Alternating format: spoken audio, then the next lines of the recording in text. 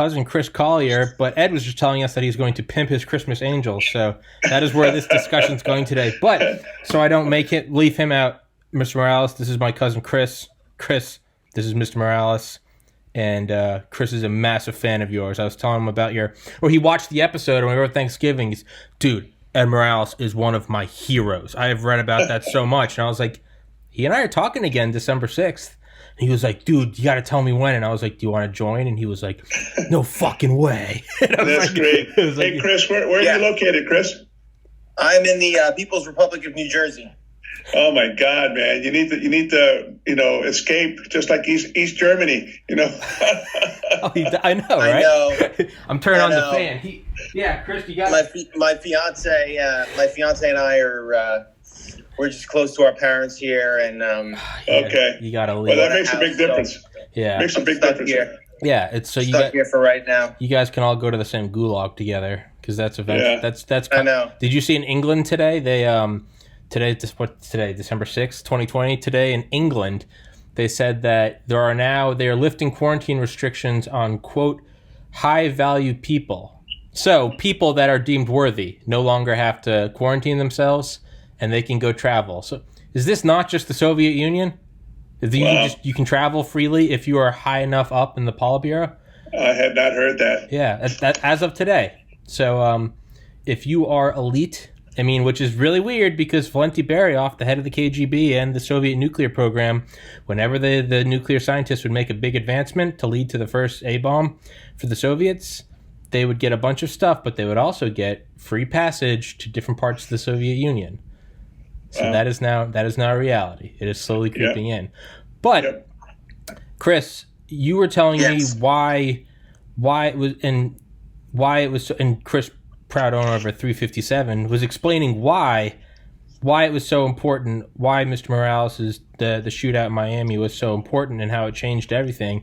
And it seems that you actually know a lot more about this than I do, Chris, so why don't you take it away? All right, well, so first I just need to gush for a second. So I'm kind of like a caliber nerd. I don't work in the gun industry or anything. Maybe in the future I'd love to, but I love just reading about calibers and performance and stuff like that. And so I've, for like 5 years, been pretty much obsessed with reading about the Miami shootout. I read about it many, many times, and I had no idea until I saw the link for Tom's podcast, and I was just like, I was so glued in to listening to you talk about it. That was incredible. And I've read it. And not only were you in it, but you're the guy who finished it. So I was like, holy shit. Yeah. He is the finisher, yeah. Yeah. That's good. So, I don't know. And I do need to apologize because when I talked to Tom on Thanksgiving, I said, I'm going to read the book, but I do manage a retail store. And so this is my first day off since Thanksgiving. So I did not get a chance to read the book between Thanksgiving and today. Oh, well, then the podcast is over. It's over. Get out of here. I apologize, but I will read the book. But, so it seems like that shootout kind of it temporarily ended the 9mm in the bureau, but they just recently brought it back, I guess, because of modern. That's correct. Well, you know what though?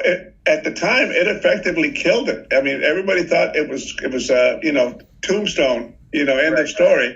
But that just goes to show you how engineering can change things around, because it's not so much the 9mm that was the problem; it was the caliber. The 9mm caliber, not the caliber, the actual bullet that they were using in the 9mm.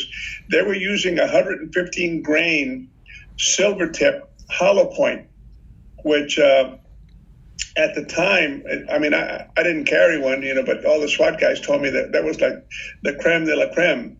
So it wasn't the platform, it was the actual ballistic side of it. And the engineering has caught up over the years. Now they've got this.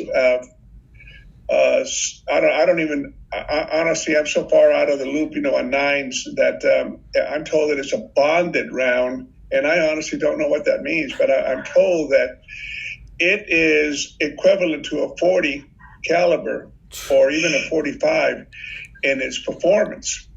So just to be, accurate as possible, it was the caliber, not the actual platform, the pistol. But I mean, I haven't even had a chance to fire any 9mm bonded rounds. But my son, who's a deputy sheriff here in the county, said that his department went to the new bonded rounds. They switched out about 18 months ago, 2 years ago, from the 40 calibers over to the Glock, the Glock 9mm. So they're all carrying the new bonded ammunition. So I mean, you wait 40 years or 35 years and you reinvent the wheel. Yeah. Right. Yeah. And what I read was that the criminal, the murderer, who had the one that had the what? Platinmatics. Yeah, the one that had the Mini 14. Plat. Yeah, so he got shot from somebody, and the way that he got shot, that was, even if he got shot on the operating table, he would have died. That's correct. But because of the circumstances, he was still able to do so much damage. Correct. That is all correct. Here, hold on for 1 second. Let me grab something here. Sure. Okay. Sure. Okay, I've got my little stick here. He was shot, so that you can see right here. He was shot through the arm in this fashion. Okay. He was moving, and the round penetrated his arm, severed the brachial artery, and penetrated his chest, and traversed across his chest from the right side, and stopped right about here, which is about an inch from the heart. Okay, so I mean, that was I tell people, I said, Jerry Dove, when he fired that round, he was shooting at a moving target. That was $1 million shot, because his window of opportunity was probably about 3 feet, from when Platt exposed himself until Platt, got behind cover. 3 feet, that's not very much space. And Jerry Dove was firing from a distance of about 14 yards.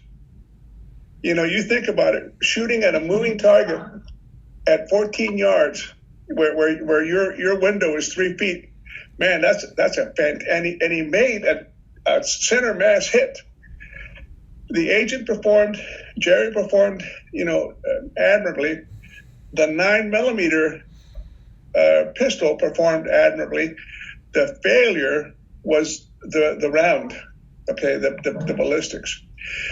Conversely, okay, which is, I spoke to Tom last time, about the psychology of survival. Law enforcement really never addressed the psychological side of survival. Everybody always addressed tactics, positions, all the cool stuff, but nobody ever really looked into the cerebral side of survival. And that has been studied so much in the last 30 years that now people, I'm amazed at how much of a grasp of survival people have. And I'm really, especially law enforcement and agents. The will to survive is something that nobody can give you. Tom can't give it to you. You can't give it to me, and so on. Okay, it has to come from the individual person. Okay, and that's where the case study about the shootout, took a different perspective. There was tactics, there was ballistics, car stops, all the, arm, weapons and so on. But you know what? We actually started looking into the psychology of survival. Platt was 101st Airborne, and so was his partner, Maddox. Okay, great training. Okay, so you get mindset with good training and the will to survive. That's what kept this crazy person, Platt, working, because it was unreal.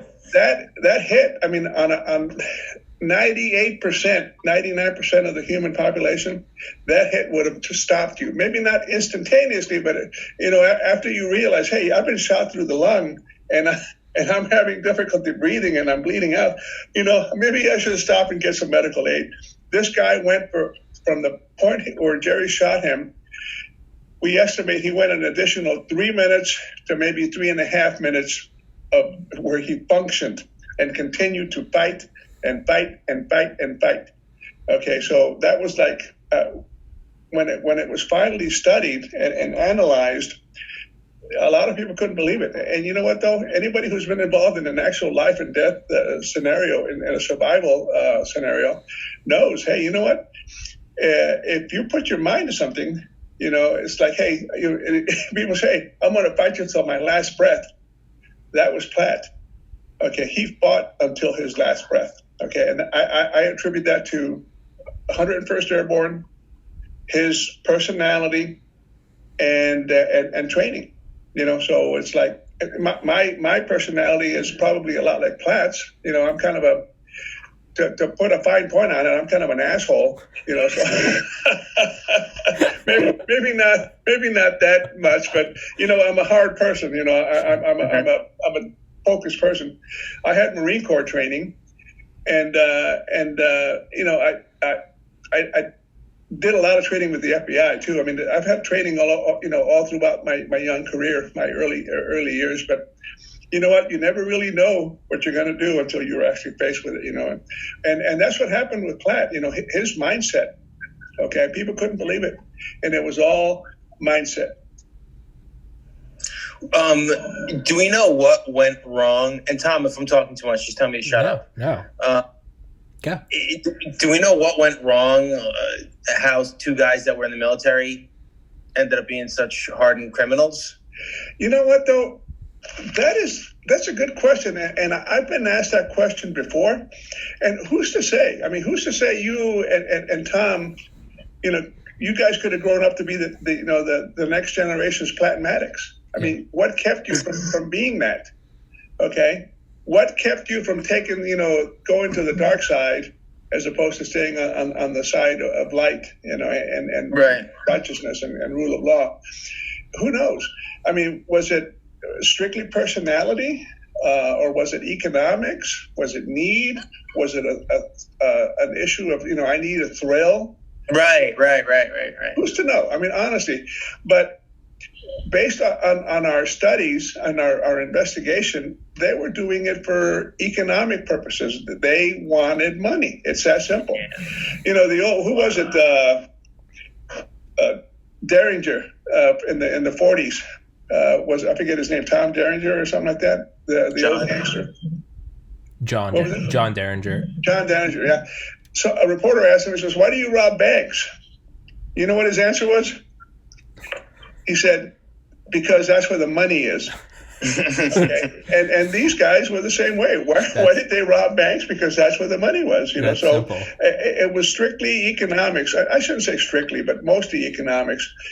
However, interviewing their girlfriends, going, you know, trying to reconstruct their life, going back, you know, we found out when they enlisted in the military and so on and so forth. They did a thorough background on them as much as possible. But they found out that who knows how or why, but they had a history, according to their girlfriends, of going out at night, even when they were in the military, dressing up in dark clothing and ski hats and stuff, going out at night and carousing around, you know, and it wow. I forget, one of the girlfriends found out or something, or one of the two told her that they would go out and rob drug dealers. Okay, wherever they were, you know, they would kind of drive around looking for the seedy part of town, you know, and the girlfriend said that they would rob drug dealers. Now, what a perfect victim, you know, is a drug dealer's not going to call 911 and say, "Hey, officer, these two bad guys robbed me of my cocaine. You know, can you help me out?" So, you know, the same thing it happened in Miami when I was there. There were people that went, you know, good guys, bad guys, that went around wherever they could find them and tried to rob drug dealers. Yeah.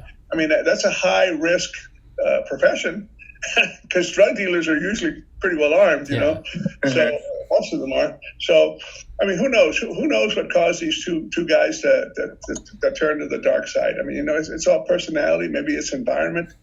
Maybe it was economics. Who knows? I really don't know. But, you know, needless to say that our paths crossed on April 11th. Yeah. Do you think, and this is all, I guess, speculation, maybe it's not, maybe you know the answer, is you say economics, do you mean that they were hurting? You know, they got a kid on the way, they got whatever, they got bill XYZ, or it was just like they wanted money, just like live big? You know, Tom, you've just described me. I mean, what you just said applies to all of us. Yeah. Okay, except most of us, 90% of us, or 95% of us, get a job, get an education. Oh, I'm not defending them. I'm not defending them. No. I'm just saying, why would someone choose that path as opposed to, stay in school? I mean, if you have a good career, have a good life, get a job, and move up in the world. Okay, some people just want to do it the easy way. They want to take shortcuts. Yeah. Or they're lazy, or who knows why. I mean, I'm not a psychologist, but why do people turn to crime? Maybe they get a thrill. Maybe they're sadistic, or who knows. But these two guys, their cover work, their employment, they both worked at the Yankee Clippers lawn service. Okay, from all intents and purposes, investigations showed that they never did any yard work, because doing yard work in South Florida in the summer is back-breaking, dirty work, And you never saw these guys, riding one of those, lawnmowers around, the yards and stuff. It was just a cover. Yeah. So they were just looking for easy money, and of course they each had their homes. And according to what the neighbors said after the shooting, when the investigators came by to ask, they always bought their kids the latest toys, the little, the big dude, whatever was in fashion in the mid 80s. They always seemed to be going on vacation to Disney World, in Orlando. So, they were trying to live, a lifestyle beyond their means. And the only way they could pay for it is to rob banks or rob drug dealers. Yeah. Yeah. I've thought about that before, even before I ever read about Platinmatics, it's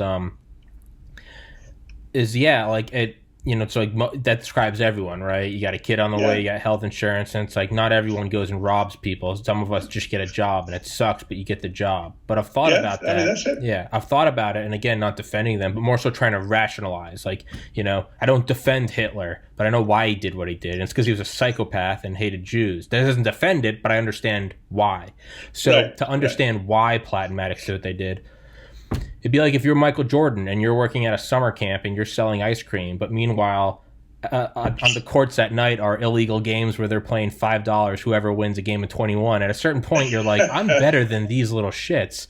I mean, if you're looking at drug dealers, robbing drug dealers, not even banks, let's just stick with drug dealers. Here are these hard guys in these seedy parts of town. But you're trained in the 101st. What part of you is like, yo, let's go whip some ass? Like, exactly. It's exactly, and you know what? Based on their history, based on their performance, between August of 1985 and April 1986, and based on their history, when according to their girlfriends, they were not afraid to take deadly force action. I mean, they were not afraid. And it's like, hey, if you got their way, too bad, so sad. Yeah. If you ended up, getting killed, that was on you. Yeah. Okay, not on them. Yeah. It seems almost like it's the worst possible situation that could have happened, because you have two guys who are clearly like sociopaths, who don't really care, who are in it for the thrill, who want money, and then they got the training behind it. It's like all the bad things came together. Yeah. Correct. And then, Chris, and then on top of that, as you and I discussed earlier, whoops, did I lose? Okay. Nope. You and I discussed earlier, you add everything you just said, and then on top of that, you add a strong will to survive. I mean, that is the perfect storm. And we met the perfect storm, and then on April 11th, because, all the training and his commitment and stuff, and you know what? He fought until his last breath, And then kind of like you hate to use the old saying, hey, they'll never take me alive, Right. Yeah. I have two more questions, if you guys don't mind, about the specific. No, Chris. Chris, Okay. there's no. Can I answer your ballistics question well enough? Yeah, absolutely. Yeah. But I have one more ballistics question. So Ask away, I've read in two different in two different places that the 357 that you carried, that was your own personal gun. Correct. Okay. I read in one spot that it had 38 shells in it, and then I read somewhere else that it had 357 shells in it. What's the truth? The truth is 38. What now? Why? That seems crazy. Okay. See, that's an interesting question. And if you're not inside the agency, you wouldn't know that. It's like, why wouldn't you carry 357s? Right. If you shot them next to each other, it's a night and day difference. The answer is regulations. What? Yep. Regulations. And you know what? I'm a balls to the wall type of guy. I've been known to skirt some regulations here and there, but nobody wants to get fired. Yeah. Okay. Right. For having violating people say, well, why weren't you carrying a different weapon?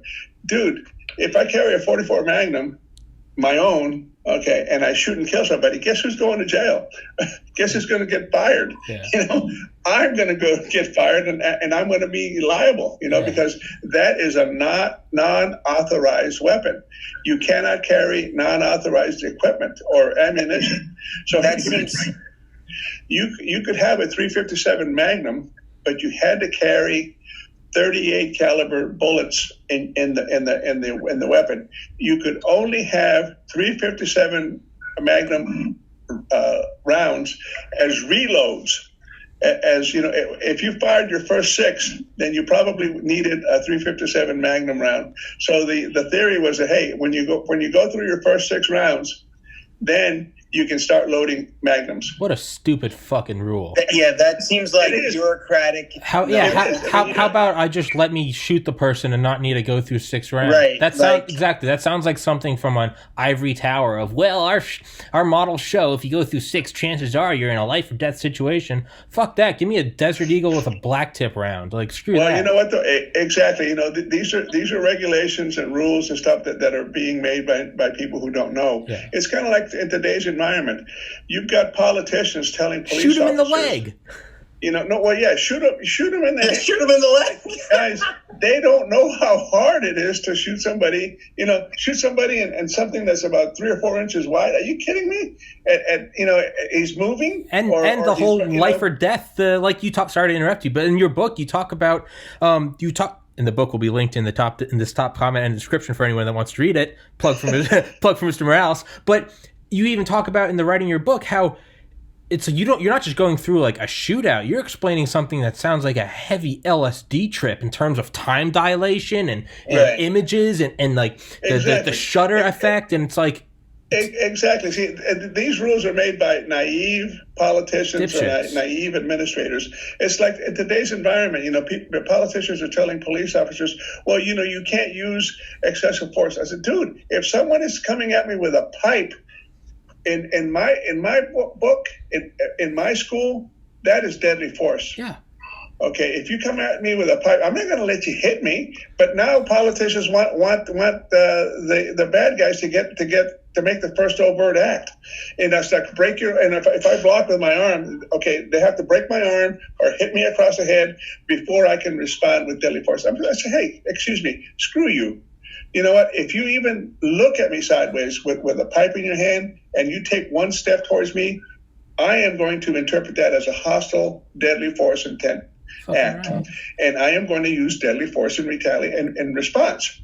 Okay. Now, a lot of these politicians are saying, "Oh no, police officers, you can't do this." It's like, you know what? Politicians do not dictate deadly force policy. Deadly force law. The Supreme Court of the United States has determined what deadly force policy is. Okay. A politician can say, hey, don't use deadly force against a citizen. But you know what? A politician can kiss my ass because the deadly force policy has been dictated and it's gone up to the Supreme Court numerous times and they've upheld it. Okay, simple. If you feel that someone is going to cause serious bodily harm or kill you, you can defend your life with equal deadly force. Okay? Yeah. Simple. Yeah. It's better to ask for forgiveness than permission, right? You shouldn't even have to ask for forgiveness. If the Supreme Court law, dictates, hey, you can defend yourself, in a deadly force situation, I don't have to ask for forgiveness. I know what the law is. Yeah. Okay, it's kind of like those officers in Atlanta. Okay, there's a big hullabaloo about that. That blah. That politicians can say what they want, but those officers, especially the one who shot, was perfectly within the bounds of Supreme Court deadly force policy. Yeah. Are you talking about the one in the one who fell asleep in his car in the parking lot? The McDonald's incident with the taser. Yeah. That's unbelievable to me. But see, that falls perfect. That falls exactly within the deadly force policy. Okay, if your reaction is in 1/10 of a second. That incident happened in as fast as I just moved my hand. Boom. Okay, that's how fast it happened. But of course, hindsight and the cell phone cameras that we have now, you can go frame by frame by frame, and you can criticize all you want. Yeah. Okay. But the situation didn't happen frame by frame by frame. It happened in 1/10 of a second or 2/10 of a second. Yeah. And that officer had to respond, with his training and what he observed. Okay. So it doesn't really matter what the mayor of Atlanta says. Okay. What matters is what the Supreme Court has ruled. Okay. What deadly force is. He's perfectly within the deadly force guidelines. Okay. So, a lot of these, like going back to the 357, okay, that regulation was made by someone who didn't know, okay? In my opinion, it was probably someone who didn't know. Now, on the flip side, and I'm playing the devil's advocate, the problem with the 357 round, as all three of us probably know, that's a hot round, okay? That thing's got some zip behind it. So the concern, and I know what the concern is. I mean, the concern is always, it doesn't matter whether you're using a 22 pistol, 22 rifle, or a 44 Magnum. The concern is what happens when that round hits the subject and it keeps going, or what happens if the round misses the subject and keeps going. Okay, so there is that aspect of it. Gotcha. So, I mean, you have to have a balance, okay? Maybe naivety played a part of it, but, concern for safety, public safety, also plays a part, in that. So you kind of have to balance the two, as far as, the 38 357 Magnum question. Yeah. I'm so glad you answered that, because I've, every time I read about guns or I shoot mine, that question literally comes into my head. Why did that happen, and what is the truth? So I feel like part of my life is just answered right there with that question. Well, good. What, Ms. Mireles, if I can ask a question, so you couldn't carry a 44, so let's just say, you just decided, screw it. Let's say in hindsight you knew the Platinumatics thing was coming, or whatever, just somehow you know it, in some weird divine way. What weapon are you carrying around? Just regardless if you get fired or not. If you could just have, and not like a minigun, but if you could bring anything, what would it be? Just full, I fired a 44, and you know what? That's a man's gun. Okay. Okay, so I know I wouldn't carry a 44. I'm not Dirty Harry like the old Clint Eastwood in the movies and stuff. I don't know how the hell he fired that gun. I don't think he was firing 44 loads, but that's another story. But I would probably, in hindsight being 2020, I would probably have carried 357 Magnums in my 357 Magnum pistol, revolver, okay? So that would be one change. And then the other change is, if everything was perfect hindsight, I would switch my double-aught buck shotgun rounds for rifle slugs. Oh, so that would have made a whole bunch of difference, I think. Yeah. But again, hindsight's 2020. Yeah. Good Lord. You still ended the fight and you made it out of there a hero. So. Yeah. It's not all bad, I guess. Yeah. Yeah. It's a good day. Do you think? Well, actually, let me ask you one question first. Do you ever get tired of talking about the shootout? 34 years later. Honesty. I used to talk about it a lot more in the 80s because it had just happened. And we had prepared the training video, and I was at the training academy, so they wanted me to pass my knowledge on, my experience on to new agents training, to new agents. So I talked about it way more back then, and over the course of the years, it's kind of tapered off to a point where when I retired in 2004, I mean, nobody was even asking me. And then after I retired, I went through a period of about 10 years where no one asked me about it. I don't wear a patch on my shoulder saying, "Hey, I'm the FBI Miami shootout guy," So, yeah. So I did try to be as anonymous as possible, but gotcha. I would get calls periodically from different agencies, to go to a conference and stuff like that, maybe once a year, twice a year. But then when I ended up working as a contractor in Iraq and Central America, that was 6 years where I had no contact with anybody. I was just training, gotcha. Police, stuff. So, in a long roundabout answer to your question is no, because I'm not asked about it that much. It's kind of perked up or picked up because when I wrote the book, I had to put a lot of thought process into it to reconstruct the actual incident. So right. So in that regard, I have thought about it, and you know what? In a way, if I think back on it, I'm sorry if this answer is long. No, it's okay. In 88, 89, it was therapeutic because I'm still suffering from PTSD, and it was good to talk about it, because the more I talked about it, the more insight I got, because I didn't know. I only during the actual shootout, I only saw a little narrow, sliver of the pie. Yeah, and that was my portion and what I did. Okay, it wasn't until we prepared the training video that I actually learned what all the other actions were. The actions from the other agents and the actions by the bad guys. So because of the training video, I got a real good idea of what happened. And based on that, I did more research to a point where I think I have a pretty good handle on what happened. I'm about 90%. I know what happened up to about 95%. Okay. And the other 5%, we don't know because we have 4 participants that are dead. Okay. The 2 bad guys and the 2 agents, Ben Grogan, Jerry Dove died. So we really can't ask them.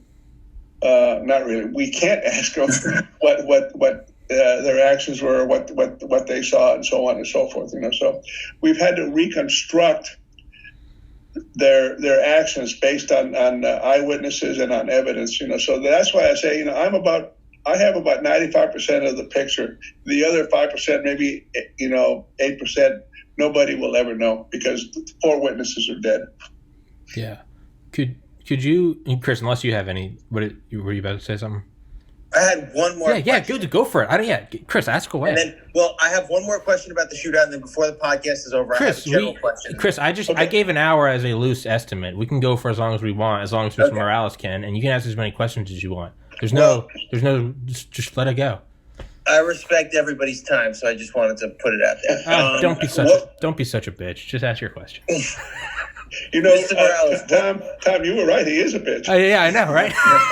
he warned me, Chris. He warned me. I warned her. I said, "Hey, man, you gotta, I'm joking. Don't come get me. He's joking. No, believe me, Mr. Mireles, nobody can come get you. You're an animal.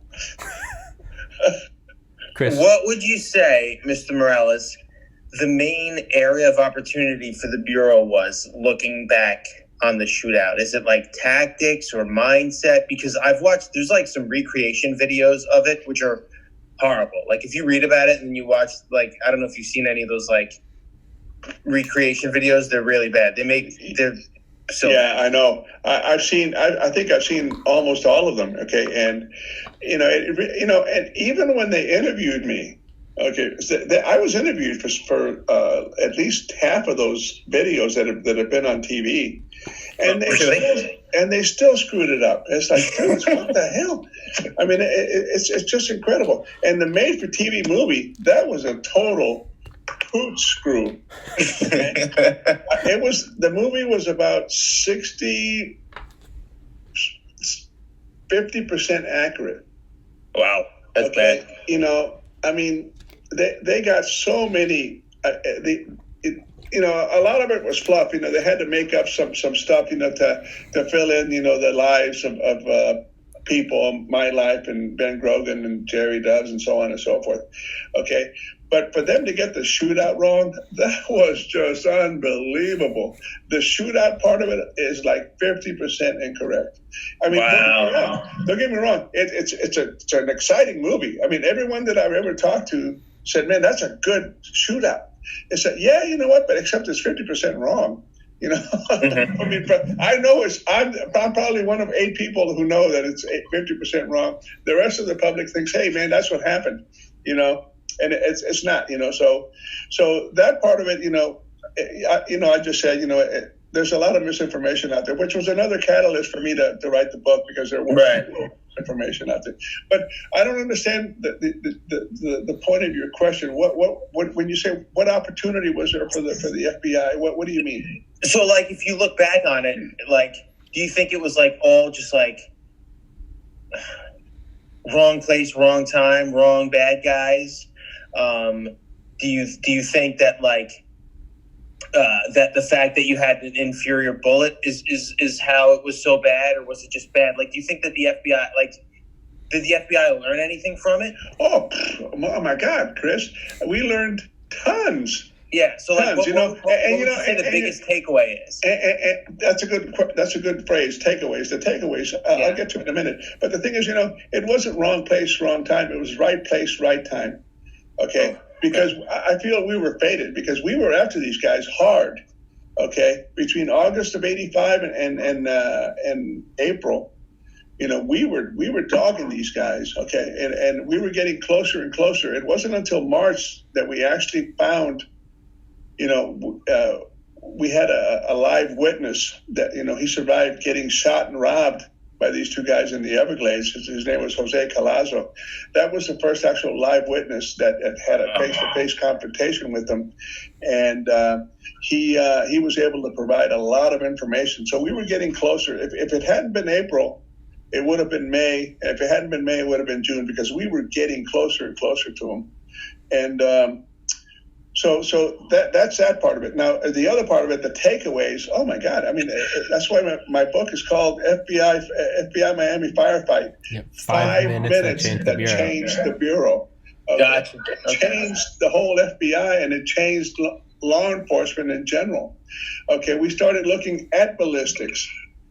Okay, that one round that should have stopped, or if not killed Platt outright, caused the whole change in ballistics.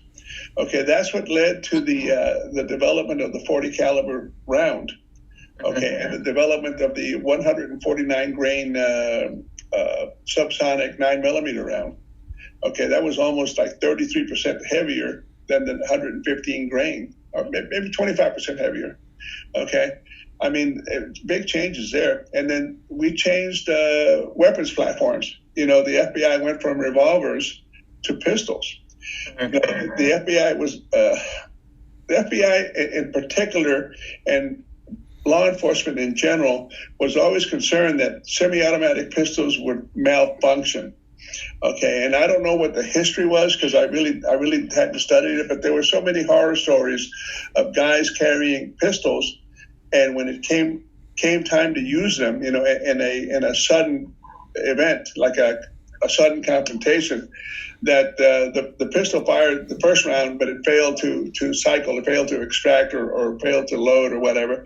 So there were so many horror stories out there, but, you know, I don't know whether that was a problem with the weapon at the time, with the ammunition at the time, or with the maintenance, you know, by the officer. Right.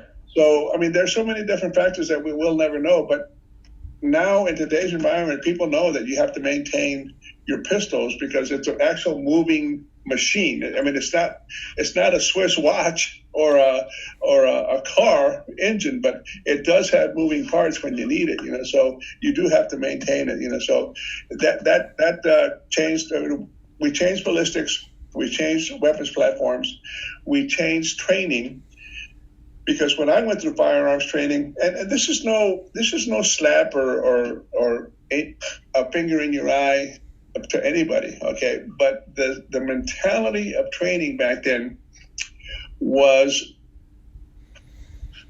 they were trying to teach you marksmanship, which is always a good thing. You know, that's the bottom line, or that should be the first step in training people how to shoot. The basic fundamentals of marksmanship, okay? And then when you get that, when you establish a base level of understanding and training, then you can start putting all the razzle dazzle on top of that. You know, the fancy, you know, shooting, shooting pennies out of the air or whatever training people have. In other words, we call that going from marksmanship to combat training. We called it combat training. You actually started shooting in real world environments. You shot at multiple targets. You shot at moving targets. You shot at partially obscured, targets. Instead of shooting at a full silhouette, you would shoot at just an exposed head and shoulder. You shot from inside a car. You shot, while running, and then you'd have to stop, go to a certain position and shoot from there. Or they would stress you out. You do a bunch of push-ups, and then they'd say, "Okay, run behind that mailbox and address the target." Okay, so that's combat shooting. Okay, but when I went through, the way I remember it, and my mind is fuzzy. I am, close to 60. I'm 60. I'll be 68 next year. Nonsense. Well, is that law enforcement was shooting for administrative purposes. Okay. Gotcha.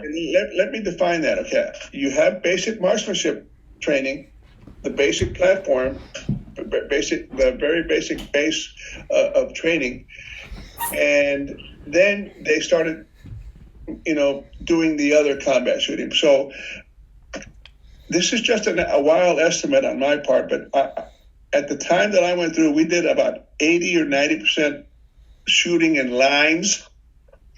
Okay, just going, through the marksmanship training, and 10% combat shooting. Okay, and the reason law enforcement agencies have to shoot in lines is because they have to be able to defend you in court, saying, okay, Chris is a 7-year veteran, and we have 7 years of statistical records for his firearms training. He is, on average, over the course of 7 years, his average in firearms training is 87%. So he is 80% accurate, or he has an 87% hit rate on a target. Okay. Gotcha. That is for administrative purposes, and that's for legal purposes. Okay. Okay. Unfortunately, back in the day, that's all. That was the majority of the shooting. Shooting in straight lines. After the Miami shooting incident, they still taught basic marksmanship, and they still tried to establish a record for your percentage. Your ability to shoot, but they increased the combat training up to like 40%, or maybe that seems way more logical. 40% combat training. Okay, shooting at moving targets, moving and shooting from inside a car, shooting into a car. We have some wrecked cars back then. You would shoot at a target inside a car. We would shoot in and around cars. Mm-hmm. Okay, we would shoot weapons, shotguns from inside a car, MP5 machine guns from inside a car. So everything became a lot more dynamic. Okay, we weren't SWAT members, but we weren't shooting in straight lines anymore. So that was a huge change, because people found out, hey, you know what? I can become a robot. I can shoot in a straight line. Because I know the course. Mm-hmm. I know the distance from here to there is 25 yards, and I know where I have to aim. But you take them out of that straight line shooting and put them into a real dynamic situation. Okay, you're in this car, dude. When the buzzer goes off, you have to undo your seatbelt, pop the door open, get out of the car, go behind the engine block, and address that target, or those 2 targets, or 5 targets. Okay, and you have to reload. when you need. Okay, it's a hotline. Okay, what they call a hotline. If you run out of ammo, you reload like you were on the street. So that stress, that change, getting people out of straight lines, that stress, would really show you what the shooter was capable of. And it was good because it opened individuals' eyes and it opened the agency's eyes. It's like, wow, we need more training in the combat training. So that was great. Okay. The other changes were, as I said, was the weapons changes. The FBI, excuse me, as an agency, got more long weapons.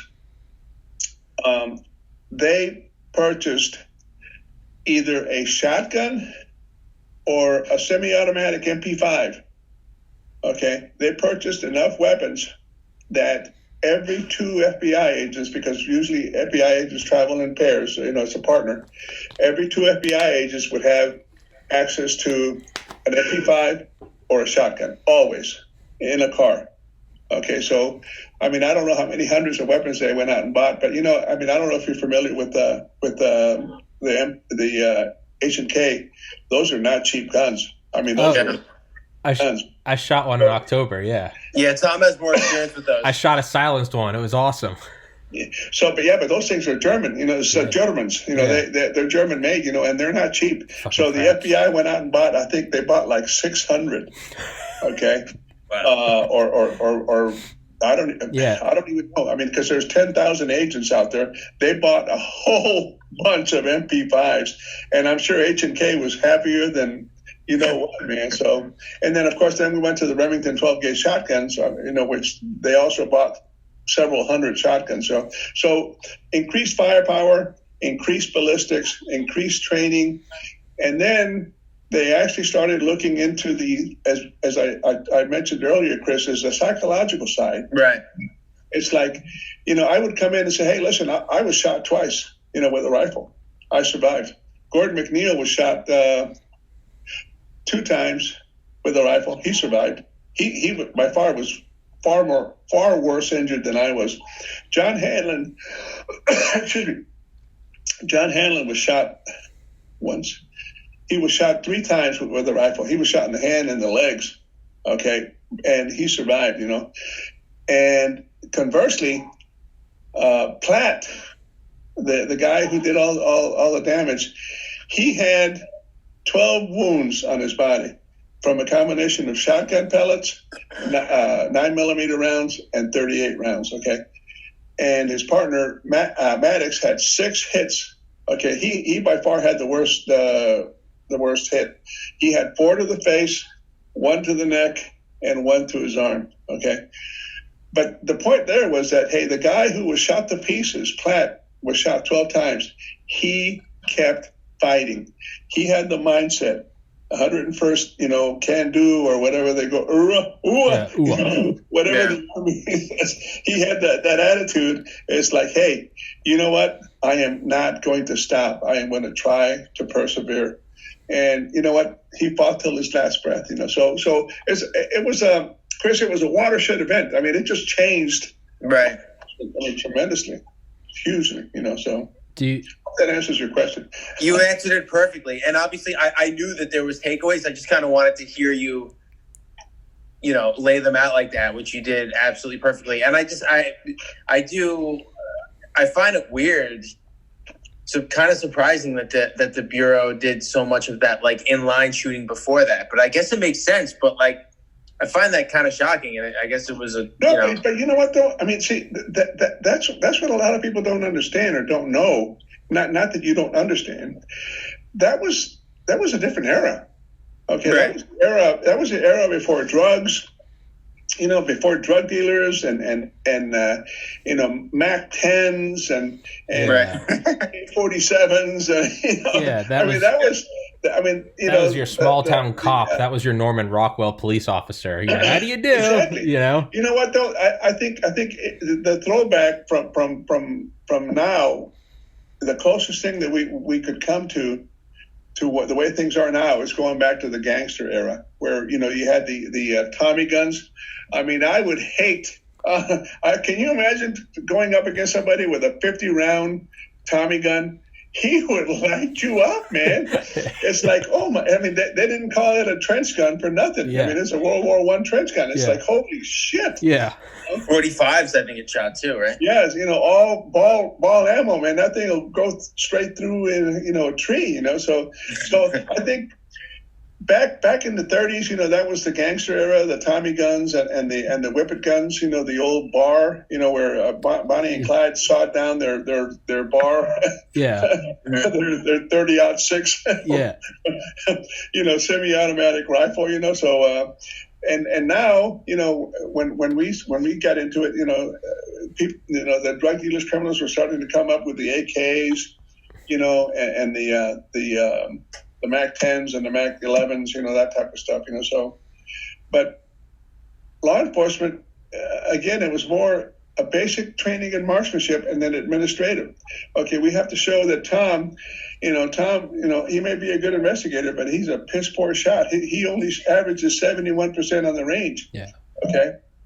Whereas Chris averages 87%. So they have to be able to defend that in court in case you get into a situation. So they have to have. Have you? Actually, Chris, ask a question real quick because I have to go to the bathroom. I'll be right back. But I've got a question. Hold the line. I have an unrelated question to the shootout that I would like your opinion on. No, go ahead.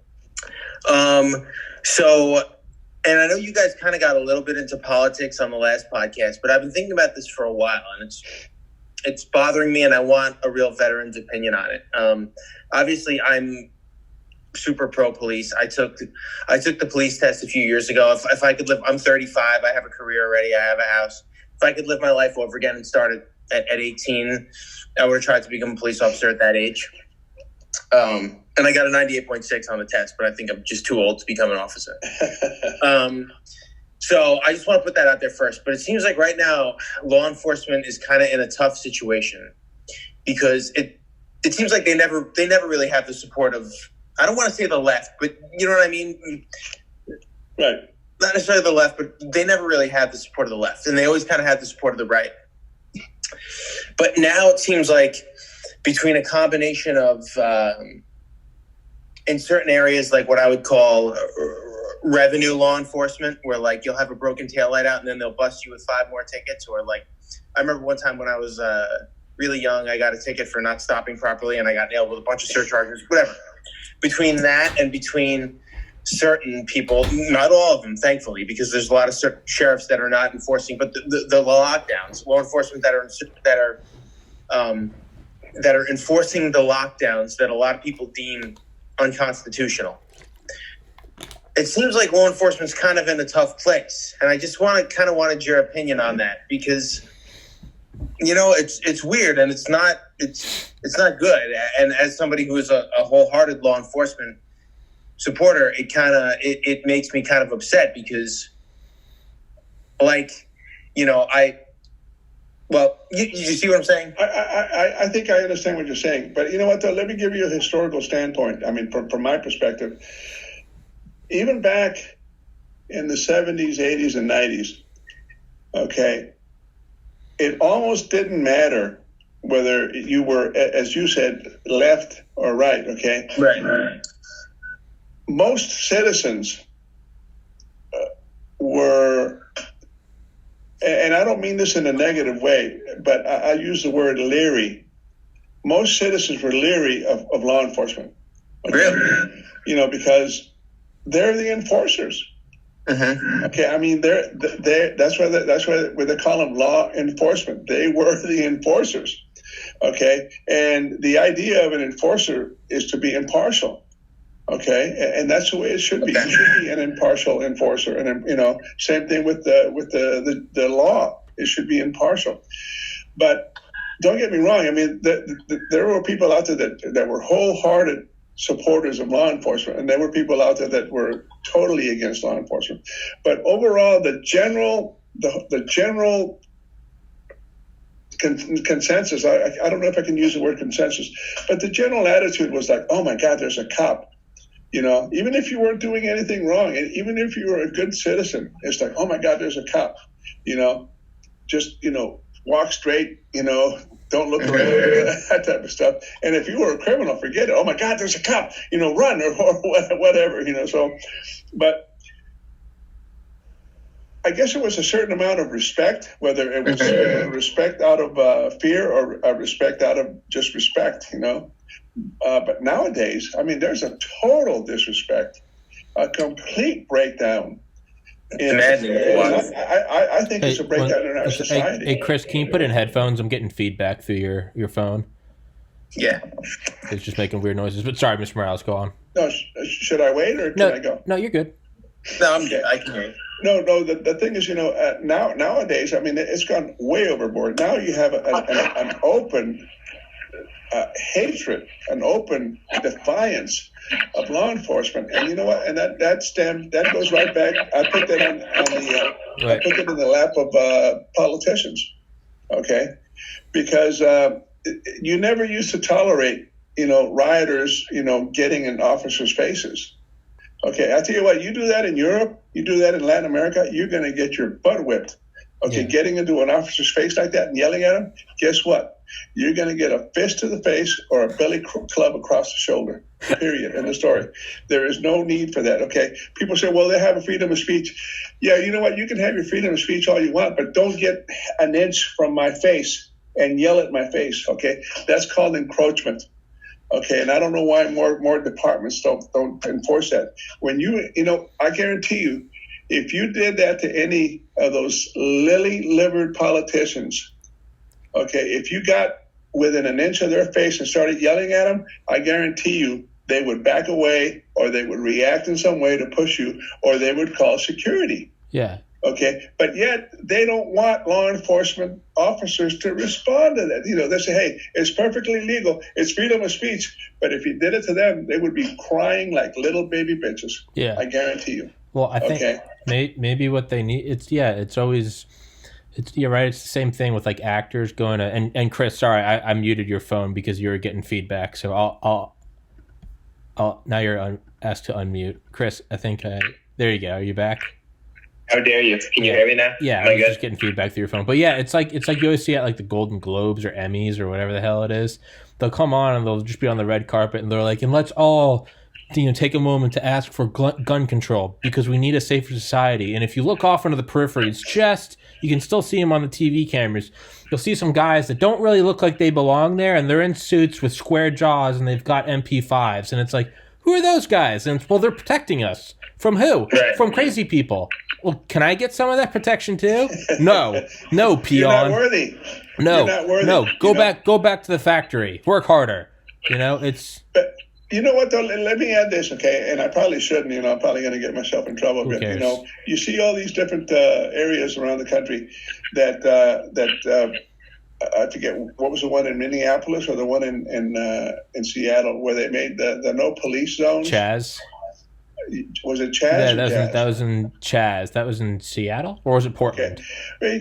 Can you imagine? And it's my understanding that crime in Minnesota has gone up like 100% or 150%.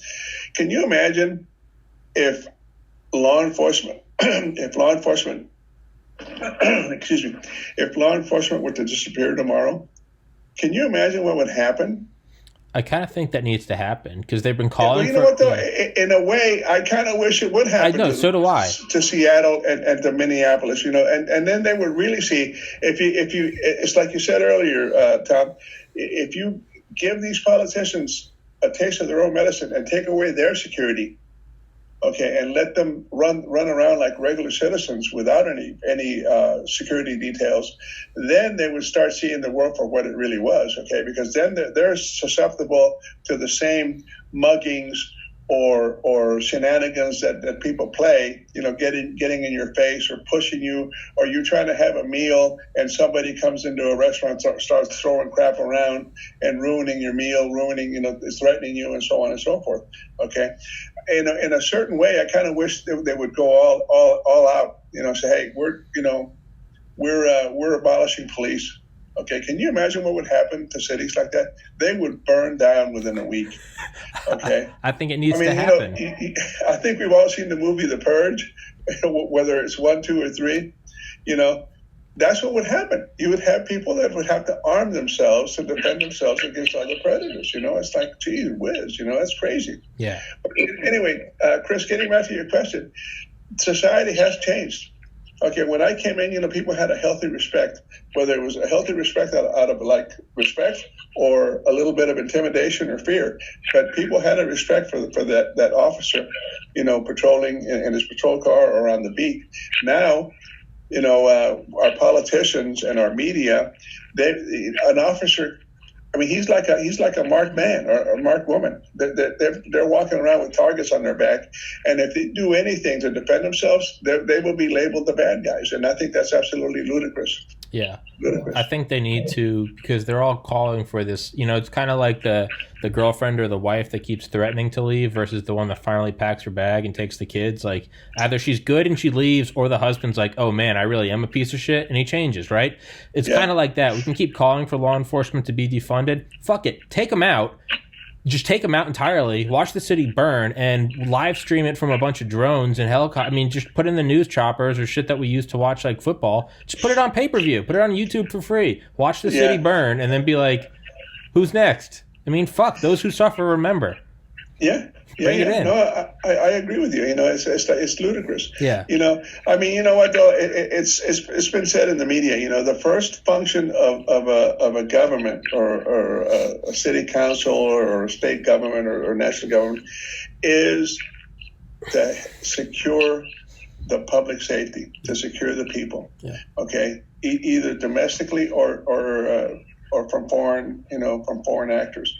Okay, that's the basic fundamental job of the government, and then everything else comes on top of that. Okay, you gotta pave the streets, you gotta pick up the garbage, you gotta deliver the mail. You gotta make sure people are secure in their businesses and their homes. It's like, that's normal. But the first one is people have got to be secure in their homes and in their businesses. Okay, you have to provide the security for the general public. Not just for yourself, but for the general public.